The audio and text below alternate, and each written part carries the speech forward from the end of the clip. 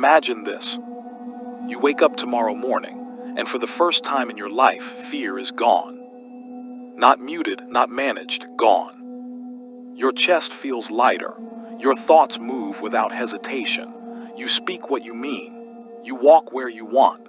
You stop rehearsing conversations in your head. You stop imagining disasters that haven't happened yet. You stop shrinking yourself to fit invisible expectations. Now pause. What would actually change? Would you finally leave the relationship that drains you? Would you stop pretending to care about approval? Would you take the risk you've been postponing for years? Would you tell the truth, even when your voice shakes?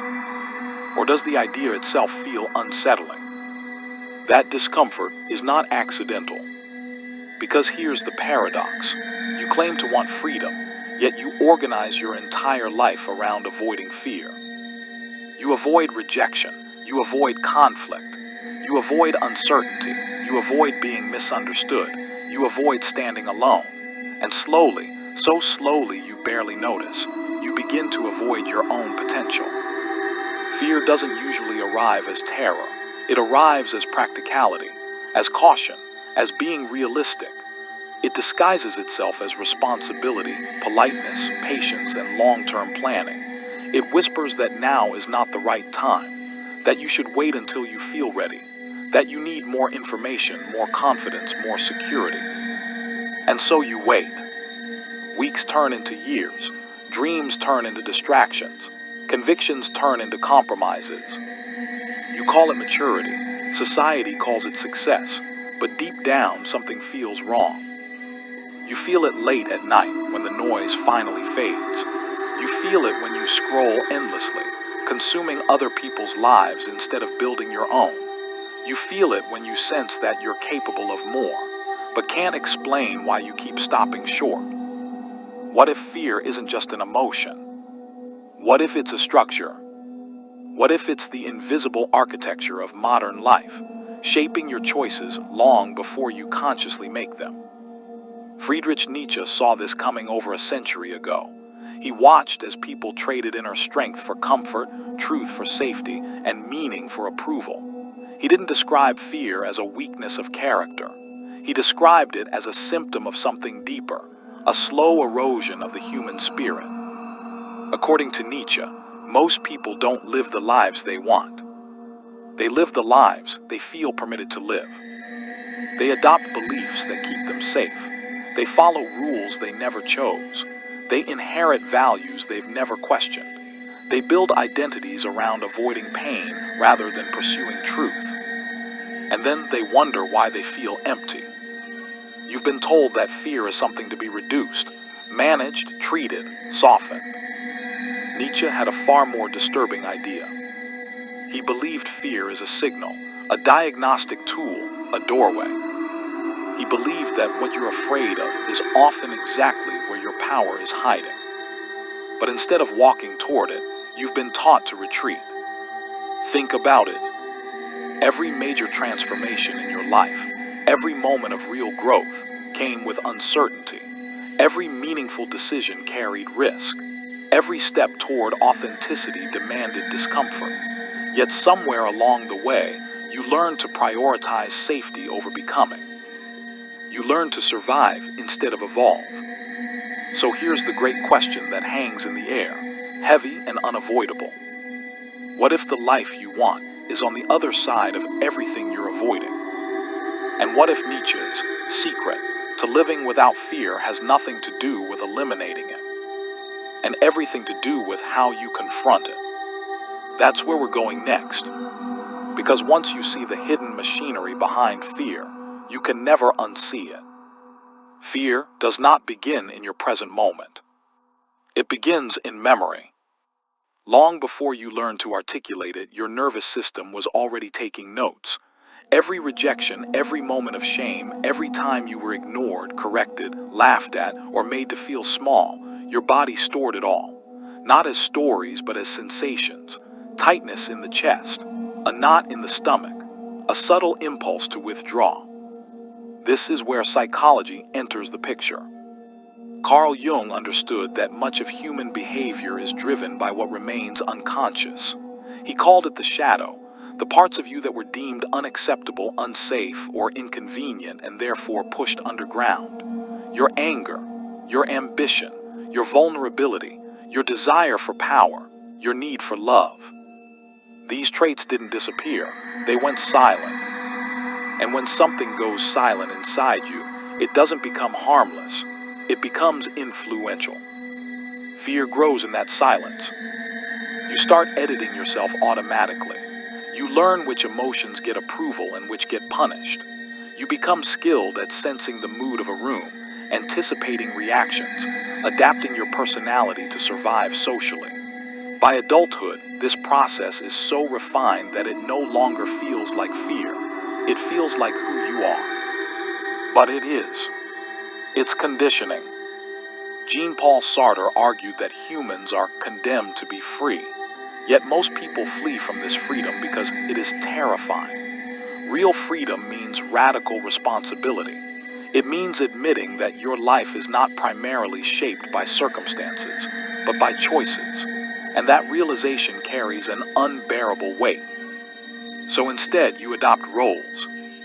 You become the good one, the reliable one, the agreeable one, the rational one, the one who doesn't rock the boat. You trade authenticity for acceptance. Arthur Schopenhauer saw this as a fundamental tragedy of existence. He believed human life oscillates between desire and suffering. When you pursue what you want, you suffer from lack. When you finally obtain it, you suffer from emptiness. To escape this cycle, most people numb themselves with routine, distraction, or social validation. Sound familiar? Modern society has perfected this numbing process. Aldous Huxley warned that future civilizations wouldn't be controlled through force, but through pleasure. Not through oppression, but through endless stimulation. People would be kept docile not by pain, but by comfort. Not by censorship, but by noise. And here you are, surrounded by entertainment, fed constant information, distracted from silence, distracted from discomfort, distracted from yourself. Fear thrives in this environment because you're never given the space to confront it. Instead, you anesthetize it. You scroll, you binge, you consume, you stay busy. You avoid stillness because stillness brings questions, and questions threaten the fragile structures you've built around your identity. Viktor Frankl, who survived the concentration camps, observed something haunting. When people lose meaning, they don't become sad first, they become bored, restless, addicted, empty. He called it the existential vacuum. Into that vacuum rushes anxiety. But Nietzsche went further. He believed fear is not merely psychological, it is cultural. He watched as societies replaced inner strength with external authority. Religion told people what to believe. Morality told them how to behave. Institutions told them who they were allowed to become. Over time, individuals lost the ability to generate their own values. They became dependent. Dependent on approval, dependent on structure, dependent on belonging. Nietzsche called this slave morality, not because people were physically enslaved, but because they surrendered their inner sovereignty. They learned to obey before they learned to think. They learned to fit in before they learned to stand alone.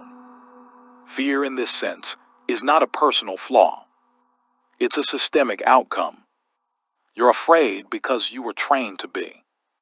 Trained to seek safety over truth, comfort over growth, consensus over conviction. And once this pattern takes root, it begins to shape everything. Your career choices, your relationships, your self-image, even your dreams. You start wanting what is acceptable rather than what is authentic. You pursue what looks successful rather than what feels meaningful. You don't just fear failure. You fear isolation. You fear being misunderstood. You fear becoming someone your environment cannot recognize. So you stay within invisible boundaries. You keep your aspirations reasonable. You mute your intensity. You learn to survive inside a narrow version of yourself. But here, what makes this hidden problem so dangerous? The longer you live this way, the more normal it feels. And that's when fear becomes invisible. Not something you experience, but something you are. Yet beneath this carefully constructed persona, something restless continues to move. A quiet dissatisfaction, a sense that you are playing a role in your own life, a feeling that your potential is leaking away through compromises too small to notice individually. This is not accidental. This is the unseen architecture of fear, and its consequences run far deeper than personal discomfort. Because when enough individuals abandon their inner authority, entire cultures begin to decay. That's what we'll uncover next. When fear becomes invisible, it doesn't disappear. It spreads. It seeps into your habits, your language, your relationships, and your ambitions. It quietly reorganizes your priorities. It teaches you to confuse stability with safety, productivity with purpose, and popularity with truth. And the most dangerous part, you start calling this normal. Look closely at your daily life. How often do you choose what feels familiar over what feels alive? How often do you silence an honest impulse because it might make someone uncomfortable? How often do you dilute your opinions, soften your desires, or postpone your dreams in the name of being reasonable? This is fear operating at scale. Not as panic, but as pattern. Psychologists call it avoidance conditioning. Each time you escape discomfort, your brain rewards you with relief. Dopamine reinforces the behavior. Over time, your nervous system learns a simple equation. Safety equals retreat. Growth equals threat. So you retreat. You avoid hard conversations. You avoid creative risks. You avoid uncertainty. You avoid situations where you might look foolish or inadequate. And every act of avoidance strengthens the neural pathways that keep you small. This is not weakness, it's biology. Your amygdala, the brain's threat detector, evolved to protect you from predators. But it cannot distinguish between a tiger and social rejection. To your nervous system, being judged feels like danger. Being excluded feels like death. So your body reacts accordingly, tightening, freezing, pulling you back into the familiar. Add modern society to this ancient wiring, and you get something unprecedented. You live in a world of constant comparison. Social media turns other people's highlights into your silent benchmarks. Algorithms reward outrage and conformity. News cycles amplify catastrophe. Productivity culture glorifies exhaustion. And consumerism offers endless substitutes for meaning. Your brain is overstimulated, your attention fragmented, your identity continuously negotiated through external feedback. This creates what neuroscientists call cognitive load overload. When your mental bandwidth is constantly consumed by noise, you lose access to deeper reflection. You stop asking fundamental questions. You default to habits. You operate on autopilot. Fear loves autopilot. Because autopilot doesn't challenge inherited beliefs. It doesn't examine unconscious motivations. It doesn't ask whether the life you're living is actually yours. It just keeps you moving. Cognitive biases quietly reinforce this prison. There's status quo bias, your tendency to prefer things as they are, even when they're harmful. There's loss aversion. The fear of losing what you have outweighs the potential joy of gaining something better. There's conformity bias. You mirror the opinions of your group to avoid standing out. Together, they form a psychological cage. You tell yourself you're being practical. You say you're just being realistic. But what's really happening is that your nervous system is negotiating with your potential and consistently choosing comfort. Over time, this has profound consequences. You begin to experience what existential psychologists call learned helplessness. Not because you lack options, but because you've trained yourself to believe that change is dangerous. You stop trusting your own impulses. You wait for permission that never comes. Your creativity dulls. Your curiosity fades. Your capacity for deep intimacy weakens, because intimacy requires vulnerability, and vulnerability requires courage. Even your body carries the cost. Chronic fear and suppression activate stress hormones like cortisol. Your immune system weakens. Your sleep becomes shallow. Your muscles hold tension. Your digestion suffers. Anxiety and depression rise, not as isolated disorders, but as logical outcomes of a life lived in quiet resistance to itself. And this doesn't stay personal. Multiply this pattern across millions of people. You get societies that reward obedience over originality, institutions that punish dissent, workplaces built on burnout, relationships maintained through avoidance rather than honesty, political systems fueled by fear rather than vision. People become easier to manage when they are afraid. They cling to identities. They defend ideologies. They seek strong leaders and simple answers. They trade complexity for certainty. Nietzsche warned about this. He foresaw the rise of what he called the last man, a comfortable, risk-averse individual who desires nothing beyond convenience and security. The last man avoids suffering at all costs, but in doing so, avoids greatness. He lives long but shallow, safe but small. This is not a dystopian future. It is a psychological present. And here's the most tragic part. Fear doesn't just limit what you do. It reshapes who you become. When you repeatedly betray your deeper impulses, something inside you fractures. You develop an inner split between who you are and who you pretend to be. Jung called this neurosis. Frankl called it loss of meaning. Nietzsche called it decadence of the soul.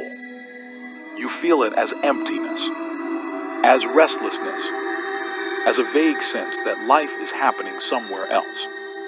Yet despite all this, fear continues to present itself as protection. It tells you it's keeping you safe. But safe from what?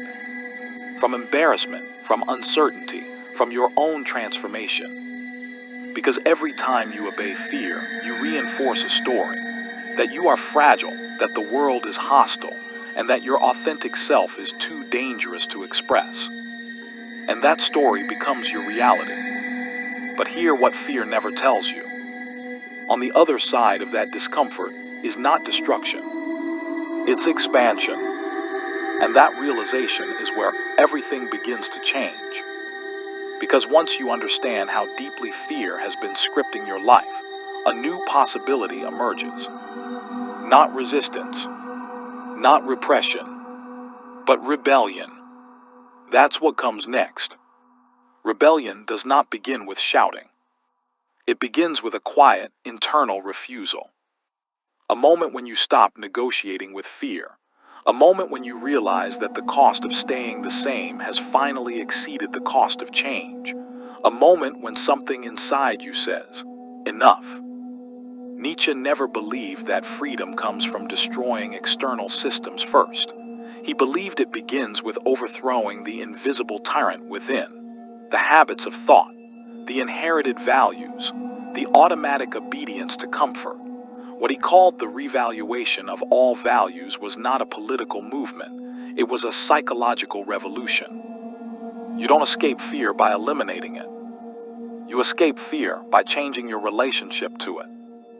This is where Nietzsche becomes radically different from modern self-help. He doesn't tell you to calm down. He doesn't tell you to visualize success. He doesn't tell you to repeat affirmations until you feel better. He tells you to become stronger, not physically, existentially. He believed that suffering is not something to be avoided at all costs, but something to be metabolized, transformed, integrated. What does not kill me makes me stronger is not a motivational slogan. It is a brutal psychological principle. Avoidance weakens you. Voluntary struggle fortifies you. So the rebellion begins with a counterintuitive act. You move toward what scares you, not recklessly, consciously. You start telling small truths you've been withholding. You initiate conversations you've been postponing. You take responsibility where you've been blaming circumstances. You choose the difficult task instead of the easy distraction. You allow yourself to be seen instead of hiding behind personas. Each of these acts sends a signal to your nervous system: I am capable. And capability dissolves fear. This is exposure, not in the clinical sense, but in the existential one. You expose yourself to uncertainty, to rejection, to imperfection, to your own intensity, and slowly your system recalibrates. The amygdala learns that discomfort does not equal death. The mind learns that you can survive instability. The self begins to expand. Carl Jung described this as individuation, the process of becoming whole by integrating what you've disowned. You stop pretending to be only kind and admit your anger. You stop pretending to be humble and admit your ambition. You stop pretending to be invulnerable and admit your longing. You reclaim your shadow. And when you reclaim your shadow, you reclaim your energy.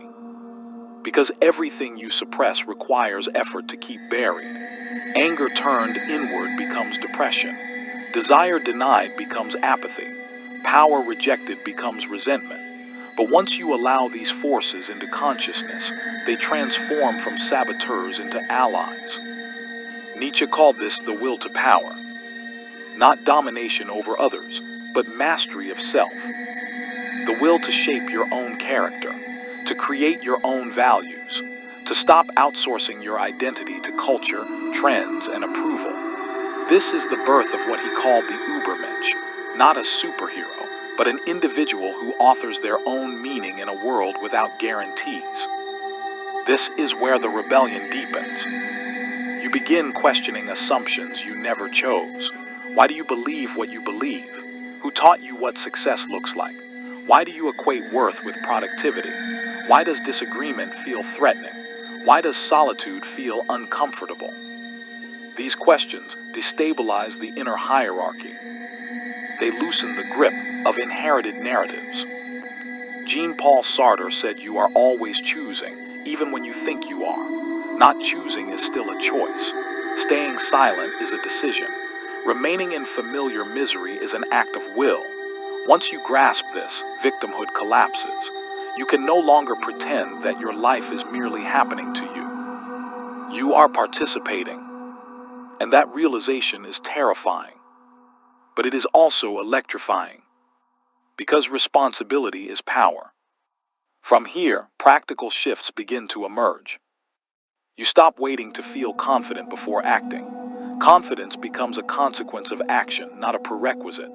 You stop seeking motivation and start building discipline. You reduce your dependence on constant stimulation and reclaim your capacity for silence. You deliberately practice being uncomfortable. Cold showers, hard workouts, deep conversations, creative risks, not as punishment, but as training. You turn life into a dojo. History is filled with people who lived this way. Viktor Frankl found meaning in suffering when everything else was stripped away.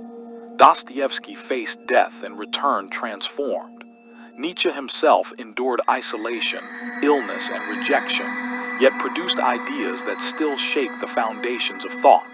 None of them waited for conditions to improve. They became larger than their conditions. This is the essence of the rebellion. You stop asking life to be easier, and you start becoming stronger. You stop demanding safety, and you start cultivating courage. You stop seeking certainty, and you start building resilience. Gradually, something remarkable happens. Fear loses its authority.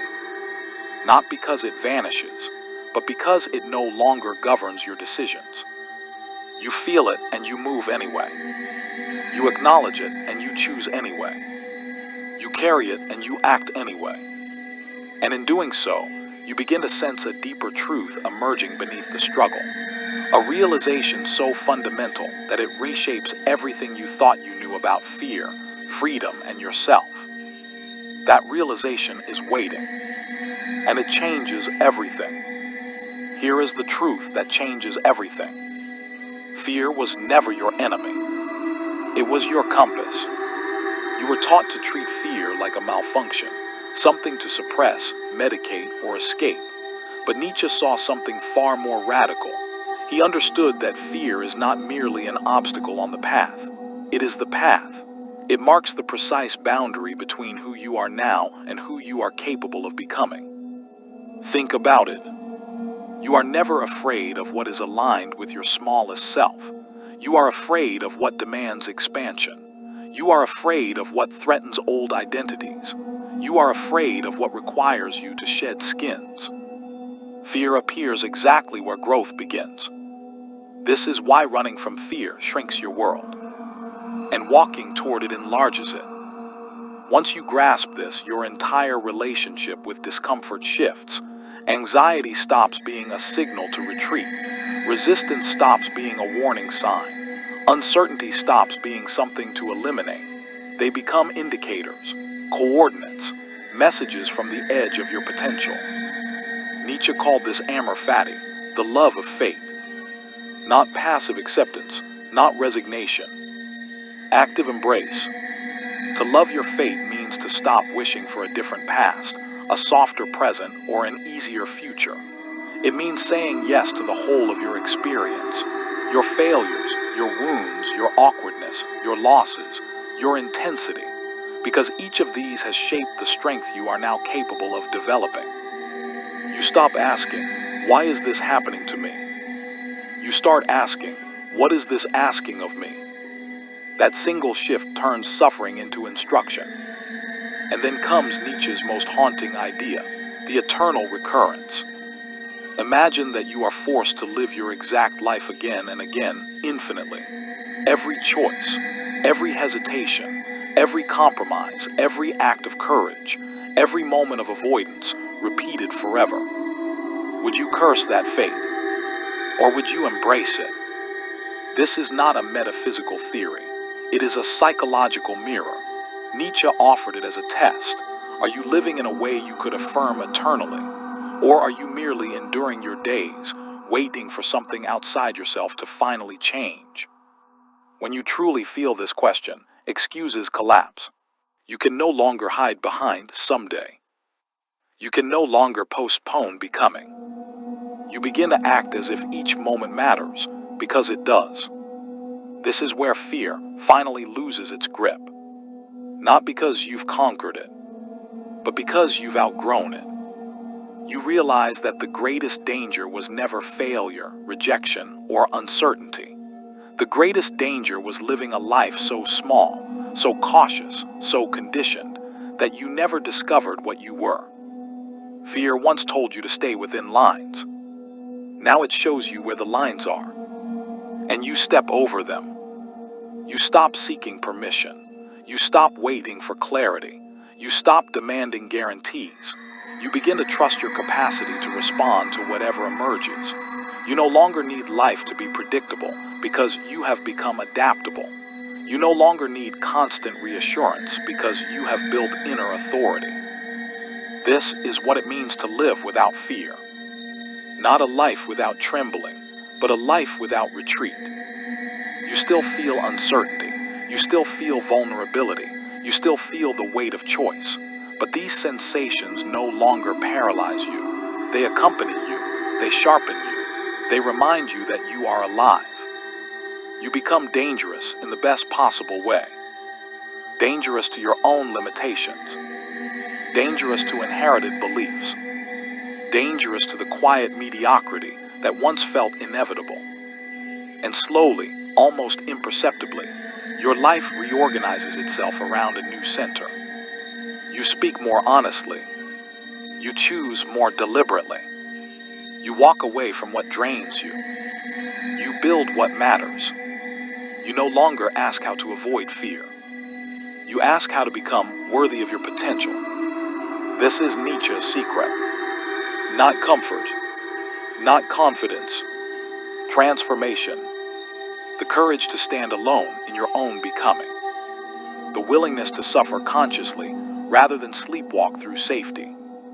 the decision to turn every obstacle into raw material for strength. And as you move forward, uncertain, imperfect, awake, you realize something quietly profound. You were never meant to be protected from life. You were meant to meet it. So the next time fear rises in your chest, don't ask how to make it disappear. Ask what version of you is waiting on the other side. Then take the step, because that is where your freedom lives. For more communication, like and subscribe and leave me a comment. Thank you for watching.